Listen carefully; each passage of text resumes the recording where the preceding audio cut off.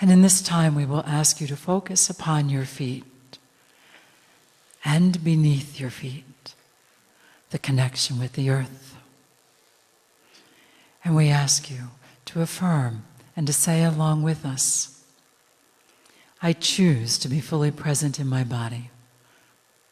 Would you repeat that? In my daily life. And so now you allow your energy to become more connected with the earth, to open up to more of who you are, being more present with more of who you are. Knowing that that cycle is never ending and that it is always growing as your body continues to respond to the energetic changes of the planet and the change within your DNA. What it means to you today to be fully present in your body? Well, it will mean something different tomorrow, and the day after that, and the day after that. And that we ask you to welcome, for that is your evolutionary leap. A deep breath, please. So in that posture of being fully present, we ask you now to focus upon your crown, the wondrous crown center, and above, to the center above. And we ask you, if you choose to affirm, I choose to express more of my greater wisdom in my daily life. And so your understanding of the intelligence of your being and what is possible for you to express and know as you grow your ability to become far more intuitive, to feel, to sense, to imagine, to think about, and then to know. Another deep breath. So now we have the center below and the center above. Shall we go to our favorite place? To the heart, please. Focus upon the energy of your heart, radiating in all directions. Come into the fullness of what it means to express through the intelligence of your heart. Please affirm, I choose to radiate more of my heart energy. Creating greater freedom.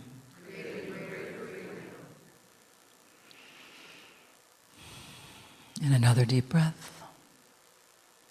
And so radiating from the very core of your being fully present, open to your greater intelligence, balancing wholeness through your heart, your wholeness, your holiness. Ready to be fully present, to enjoy the company of the magnetic master, our beloved Kryon.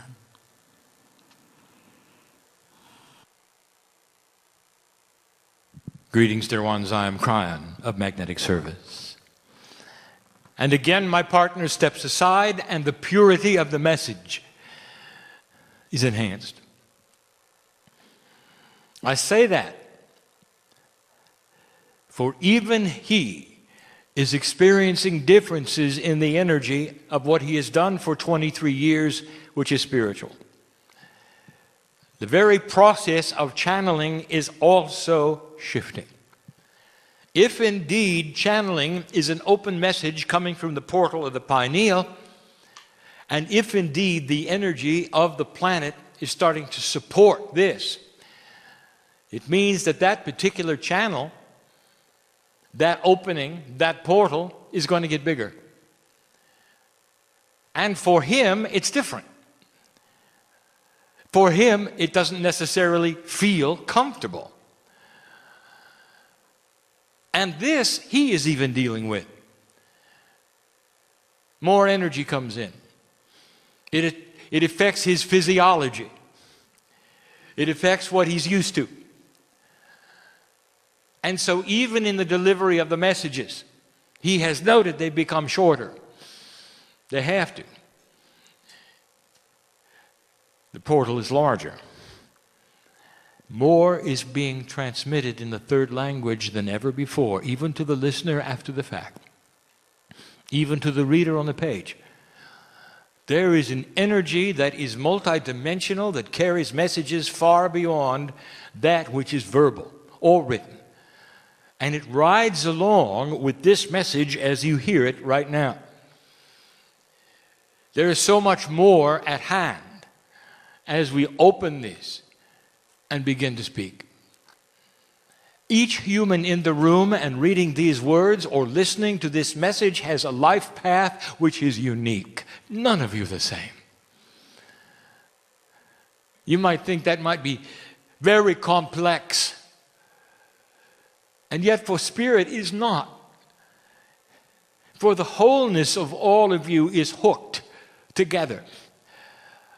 It is a oneness of a puzzle where the attributes of the one help the other in ways you're not even familiar with. And so it becomes complex, but again we say it is sweet, it is benevolent, it is on purpose. So, dear healer, and I know who is here and listening and reading, if you are experiencing issues and problems, now you know why. If the pipe is bigger, the water pressure may change. It may go down. If the pipe is bigger, if the delivery of the water is the same. The dynamics of what you are receiving as information and healing energy as a giver is changing. And you may have to adjust it in ways that you don't expect in order to get the same or better results. Know this, the design is that nothing is going to get worse, all right? That is the design.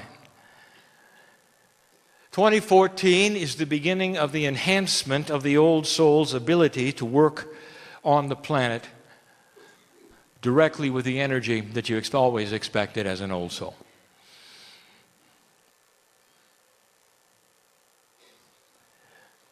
It's the beginning of your time. And it's going to take a while, and some of you are not going to feel it for a while because you're different. But in general, there should be a feeling in all of you, and those listening, there should be a feeling that the year is different than last year. You ought to be able to take a deep breath and say, I'm so glad it's 2014. And feel the difference and not just echo what somebody's told you. And that is the personal touch of you and your innate, the intuition that you have. And so we began a series of lectures, never telling my partner when they're going to occur, about demystifying the New Age. And in the process, we have said this may very well be offensive, especially to teachers who have a mindset that they've always taught a certain thing a certain way. Let me address the teachers just for a moment. Dear ones, in the old energy, absolutely everything you got was pushed through a filter, a dark filter of old energy. So much of what you had were metaphors, we'll talk about that in a moment, that you then linearized and delivered the best you could. Nobody got it wrong. You did the best you could. But when you take the filter away and you see what it really is, please understand, this is a gift. There's no judgment. As you open the eyes and see, it's different than I've been teaching, celebrate it. And then teach what you see. All these things that are coming about that are going to start to clarify what you've been doing may very well shift a little bit of the paradigm you always thought you had control over. It's going to be a little different. It's like those who hear the lyrics of a song and then finally see them in print and realize you've been singing it wrong. The word is not that word.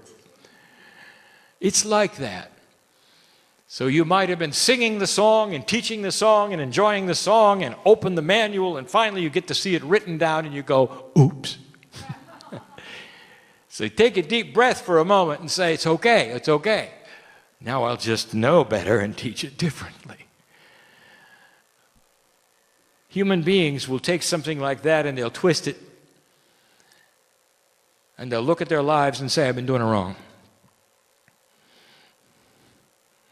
Do you understand that's old energy teaching? That's an old energy consciousness? Perception. Perception about the future. The first thing we want to give you is an admonishment to try to desingularize things. We have said this before. What you do as human beings in your perception is try to align things so that you are satisfied with the linearity and the compartmentalization that you have seen them. Even though some concepts are not that way, you create them that way. Now let me get more specific so you know what I'm talking about. Spirit has always spoken to humanity in code.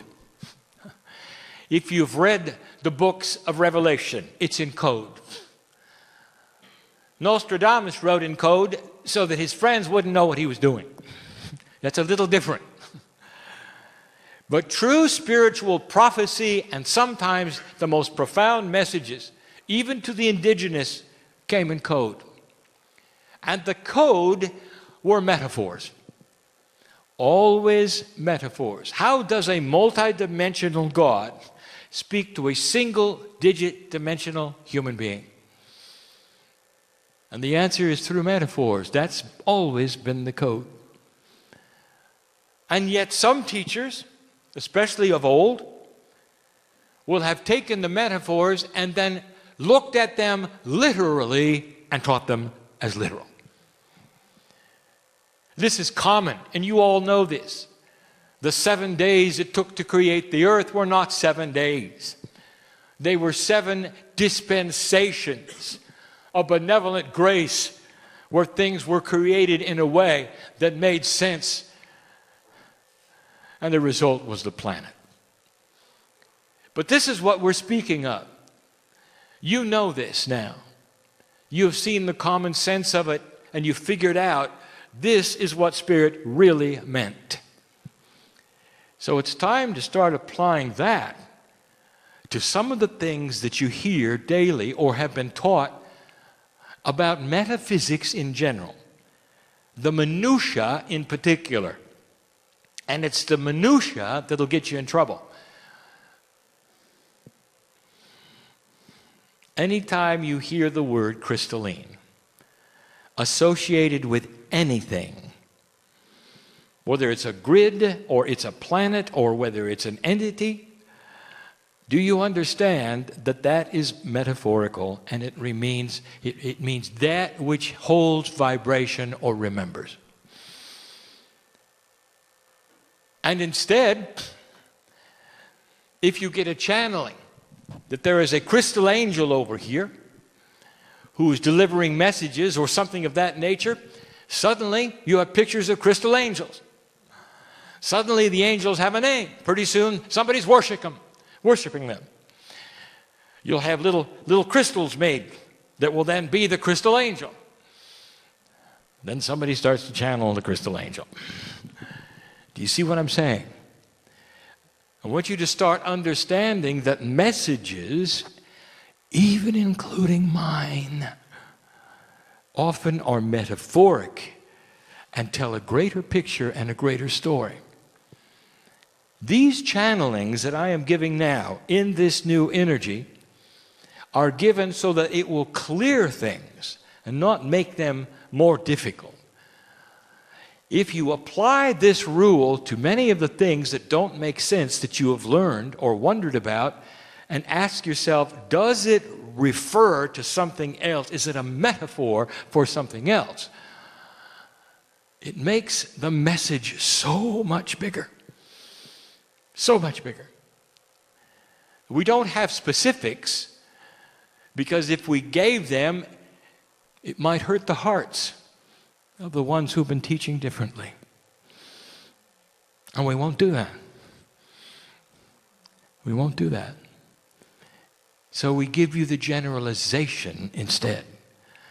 Look at the things that have become objects and see if they are different than you thought. That's just one of many things we're asking you to do. Perception. Stop separating things. Right now, it is human beings' absolute normal behavior to separate.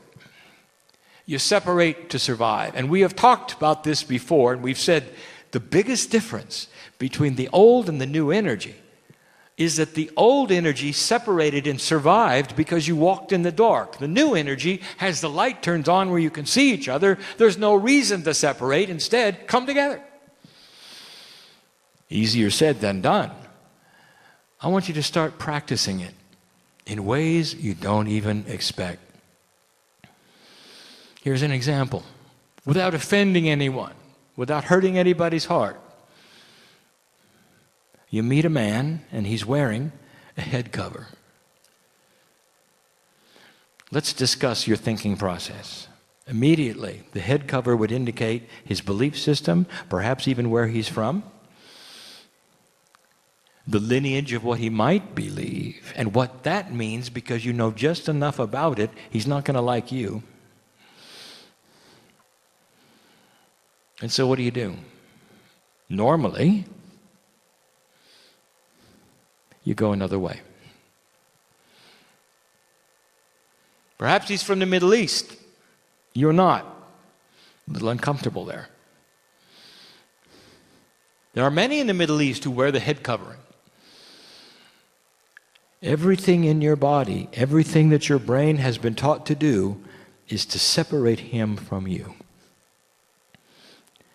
And your brain starts to tick off the reasoning and the logic. You don't have anything in common. If you get into a conversation, it will be a bad one because he doesn't believe what you believe. You don't believe what he believes. He's doing the lineage of what he has been taught. You are not. You are free. He's not.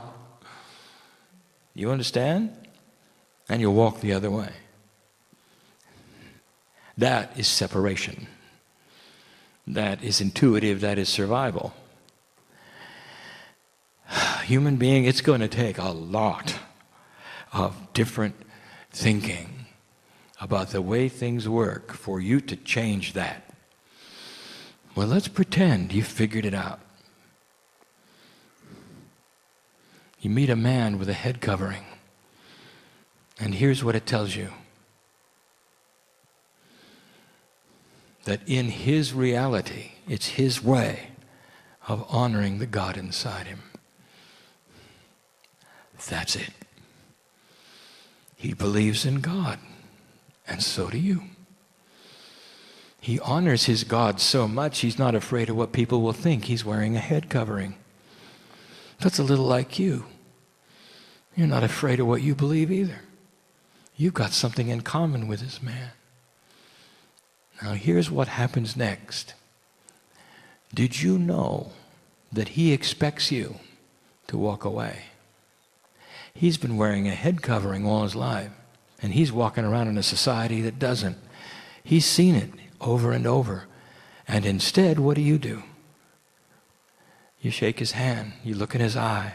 You greet the God in him and the God in you. You've got things in common. You don't even have to talk about it. You don't even have to make friends. What do you think his reaction is? He sees a balanced person who doesn't care if he's wearing a head covering. He's not asking why. He just met a friend. Do you understand what just happened? Not only did you change your paradigm, you changed his. And maybe he will go from that place less apt to think, that those who say they're esoteric are going to walk the other way. This is the beginning of a brand new set of rules. And we could extend this and extend it. We could talk about countries and what they might look at that would bring together other countries with them for strength instead of separation. The new paradigm is going to demand it. It's a new survival. You hear these things here in Channel. And you say, oh, how nice. It's a nice concept. And then you go outside, you forget. What I'm asking you to do is practice it. I dare you. How about that? And the reason I know how profound it is because I can see what's going to happen. I can see it because I've seen it already. The potential is so strong, I know it's there. It's not fortune telling to know a potential is 100%. You start doing this and you watch what happens. And it's not just a man with a head covering. It's the neighbor who doesn't believe what you believe. It's the one you've avoided. It's the one who perhaps even walks the other way when you come around. You get a chance in the chance meeting not to expect it. How about that? To walk right up to them and just greet them sweetly and move on. They'll think about that for a long time. Is the God in you able to do that? And the answer is yes. Dear ones, this takes work. When you start changing who you are, how you behave, and how you react, you're rewriting your humanism, aren't you? You're rewriting it. That's the invitation. Never before in the history of spiritual humanity, since the seeding of the planet took place, have the cells of your body been more receptive to suggestion. Suggestion of behavior, what works and what does not work. I will say it again. The new balance on the planet is the paradigm of survival. That is to say, the balanced ones are the ones who are going to be seen as strong. And these are the ones who are going to survive in the chaos around them. In the past, the ones who had chaos attracted the most attention and got what they wanted. Now they will be seen as flailing children that misbehave. And humanity will look for balance. Individuals, businesses, spiritual systems that make spiritual sense and common sense.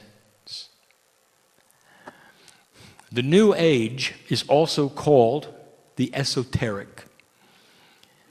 There are many names for it, and if you're listening to this, I want you to combine these together. There are places on the planet where the word New Age means cult. It's replaced by the words esoteric. And so use these both interchangeably if you wish, I am, so that you'll understand the meanings of what follow. There are many out there who are channeling. And some of the names you recognize because they've been channeling them for a long time. I will go ahead and mention some of the groups that are represented in a moment. I do this in full love, not to offend anyone, not to make them different or wrong, but to open up possibilities that are grander even than what they teach. There are many groups being channeled, many books regarding these groups. We mentioned those of the Arcturian. We mentioned those from Sirius. We mentioned the Pleiadians and those from Orion. That's just 4, and there's many more. And it's confusing. I know what humans think.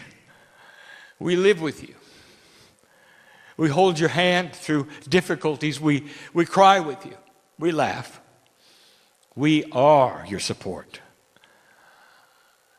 And then when someone comes along and you read a message and it resounds of someone channeling those from Orion, and you say, these are my group, and you cling to it, and you put a box around it, and that is who you want to be. And when somebody says, well, what about the Arcturians? And you say, well, I don't know about them. I've never heard of them. I just know about the Orion. And those are the real ones because those are the ones I resonate with. And that is true. They're helping me. They're helping me. And so what have you done? You've excluded the others because that's what survival does. I want to demystify this. I won't tell you who they are. They have a similarity, dear ones, and I'm going to have to start at the beginning. And here we go. With things that are not provable, with a history of the galaxy that you might have heard from others or me. It is one of the most beautiful stories we could ever tell, once upon a time. A galaxy filled with the love of God, the source, that had a system. 4 billion years old or more. Of a time where you could develop planets that were already there, already cool, and ready for life. And in this system, one at a time in the galaxy, one planet at a time, they would have the choice to be seeded with spirituality, have their DNA changed, and a test of thousands of years of whether in the process of living, if they could discover the God inside. And if they did, they had permission to go into ascension status where the physical actually melds into a multidimensionality and they become an ascended planet. And in the process of becoming an ascended planet, they are asked then to choose one other planet in the galaxy far from theirs and seed them with their DNA. Are you with me? There are those who will say, well, where did the first seeds come from? The center, the great central sun, the core, that which you call God, the creative source is everywhere. The minutia of it is not important. What's important that you know is this. Number one, they look a lot like you. And number two, they have DNA like yours. And now I'm going to give you information we've given you before, but you should know it just so that you know it. When you start discovering life in your solar system and beyond, you're going to find that DNA is common. You're going to find that your planet is not isolated from the galaxy in its processes of life. That evolution treats things differently because of the environment on different planets, but in basic terms, they're humanoid, and they look like you, and they're not scary creatures with 14 eyes and 3 arms, with shrieking voices. It's going to be one of the biggest things you find out someday, that life is like yours. I'll tell you, when you find that out and you realize what it means, you'll know about intelligent design. You'll know about a benevolence in the planet that has worked to make things the same. 4 billion years ago, can you imagine? The first planet to do this has no name. And the group that they were on, the names of the citizens, the race, whatever you want to call, has no name. It was too long ago. It took millions of years, and they made it against all odds. It's a story, by the way, that we all know. That was the beginning, and what a story it is, and what they went through. And then they seeded another planet, only one. Only one. In a beach of sand that goes as far as you can see, only one grain of sand gets selected for the choice. The special one. They found it and did it. And you don't know that one either. It's too long ago. That one didn't make it. And so they seeded another. And that one didn't make it. And they seeded another, and it made it. And you don't know their names either. It was too long ago. As an average, every single planet has to have approximately 1 million years from seeding to graduation. How does that make you feel? Let me tell you what year you're in. If we said 1, would it make sense?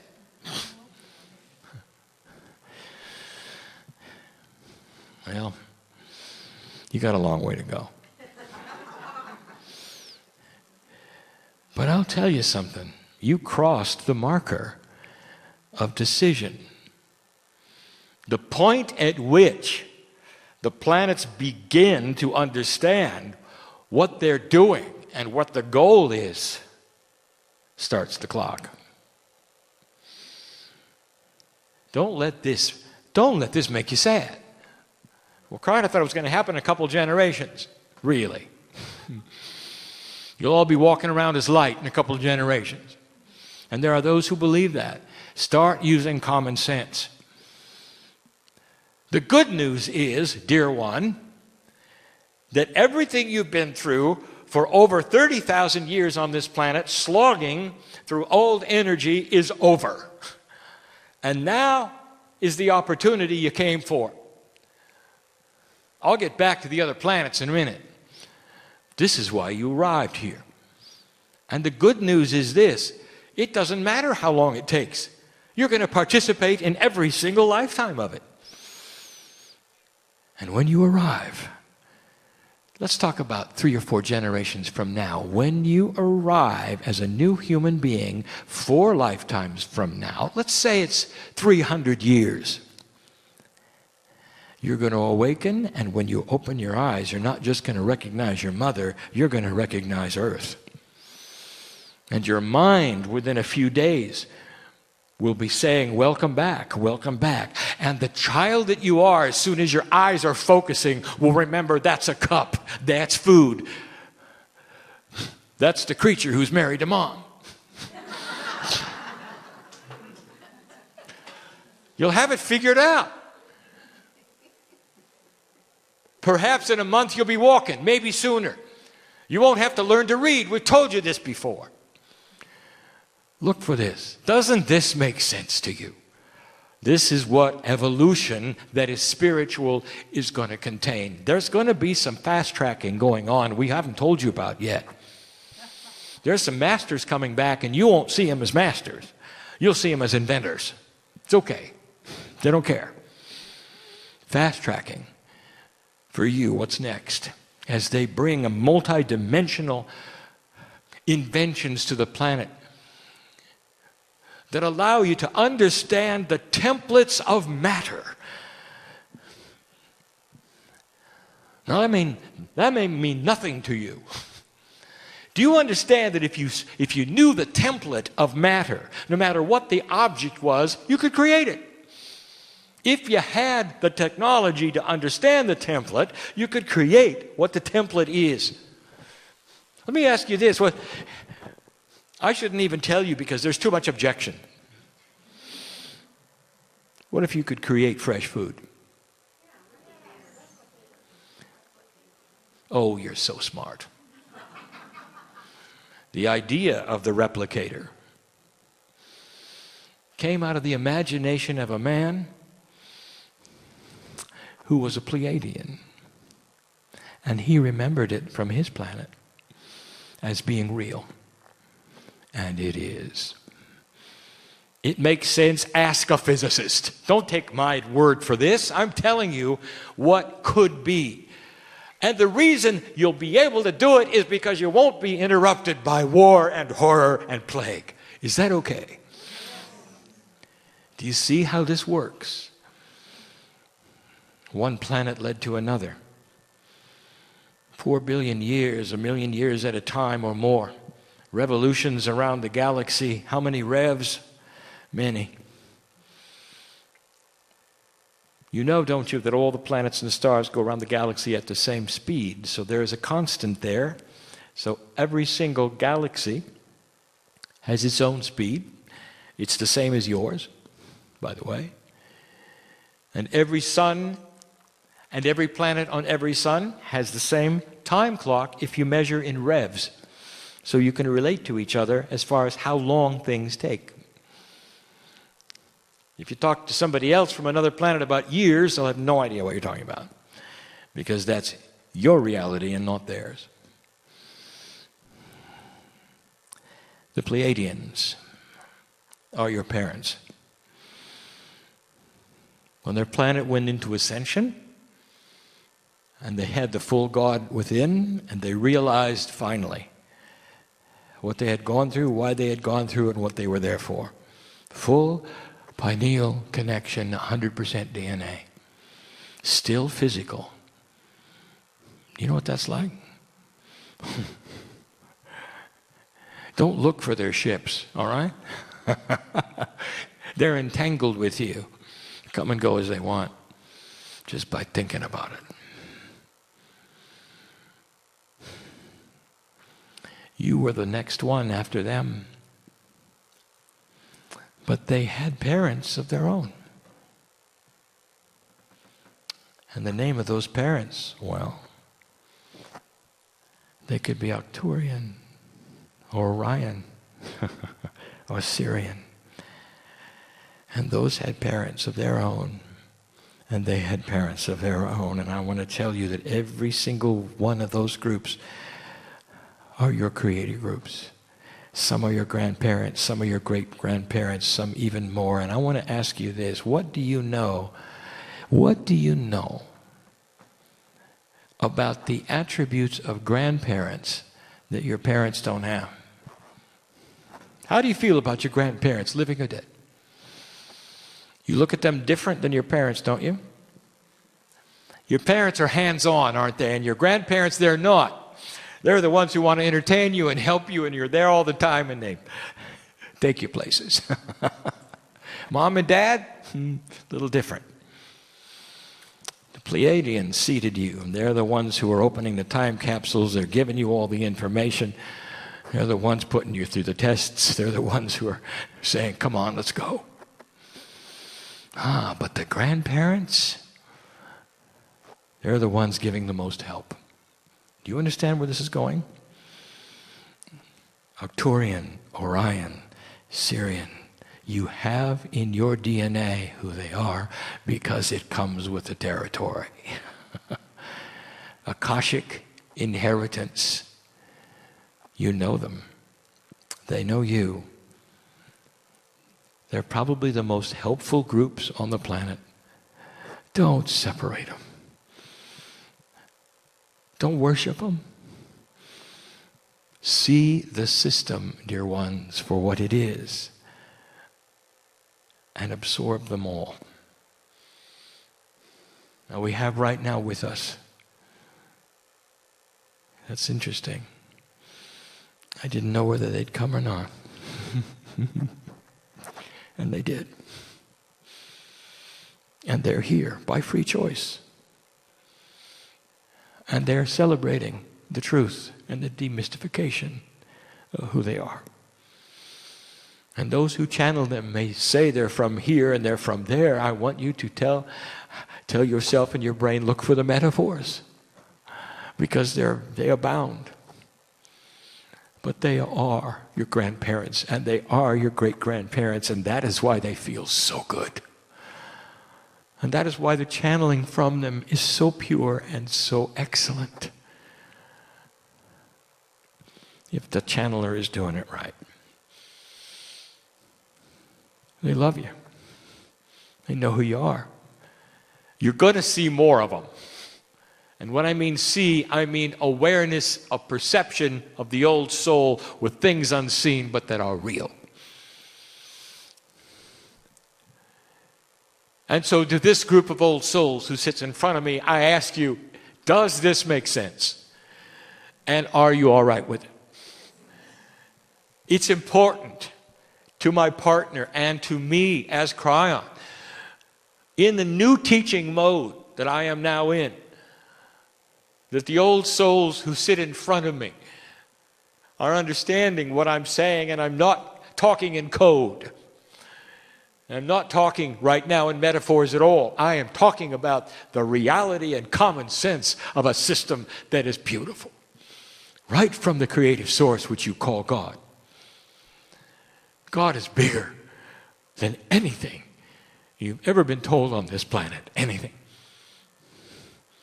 And as you start to perceive it, I want you to remember one thing before we say goodbye. As you start to perceive the wonder of the Creator, I want you to remember that's you.